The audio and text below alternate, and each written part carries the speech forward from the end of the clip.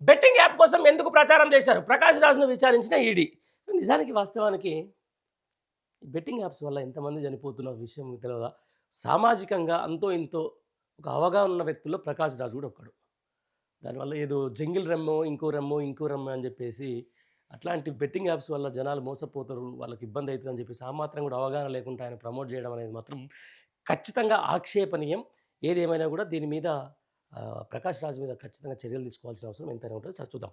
సినీ నటుడు ప్రకాష్ రాజ్ బుధవారం enforcement directorate ED విచారణకు హాజరయ్యారు. హైదరాబాద్లోని ఈడీ కార్యాలయంలోకి వచ్చిన ఆయన ఈడీ అధికారులు సుమారు 5 గంటల పాటు విచారించారు. ఆర్థిక లావాదేవీల గురించి ఆరా తీశారు. బెట్టింగ్ యాప్ కోసం ఎప్పుడు ఎందుకు ప్రచారం చేయాల్సి వచ్చిందని ప్రశ్నించగా 2016లో ప్రచారం చేశారని, అలా చేయడం తప్పని తెలియదని ప్రకాష్ చెప్పినట్టు తప్పని తెలియకపోవడం ఏంటి? ఆయన సామాజిక ఎన్నో అంశాల మీద, దేశ రాజకీయాల మీద కూడా మాట్లాడే వ్యక్తి ఆయనకు తప్పని తెలియదు అంటే ఎవరిని నమ్ముతాడు ఇక ఇది.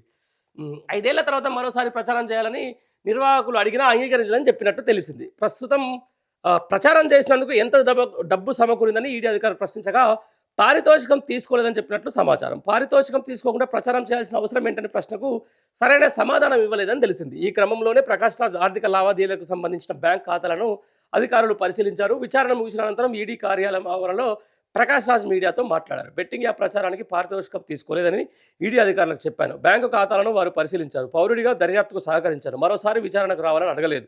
దయచేసి ఎవ్వరూ బెట్టింగ్ ఆడొద్దు అని పేర్కొన్నారు. బెట్టింగ్ యాప్లకు ప్రచారం చేయడం ద్వారా ప్రముఖుల సొమ్ము ఆర్జించిన వ్యవహారంలో హవాలా లావాదేవీలు, మనీ లాండరింగ్ కోణంలో ఈడీ దర్యాప్తు చేస్తుంది. ఇందులో భాగంగా బెట్టింగ్ యాప్లకు ప్రచారం చేసినట్లు ఆరోపణలు ఎదుర్కొంటున్న పలువురు సినీ నటులను విచారిస్తుంది.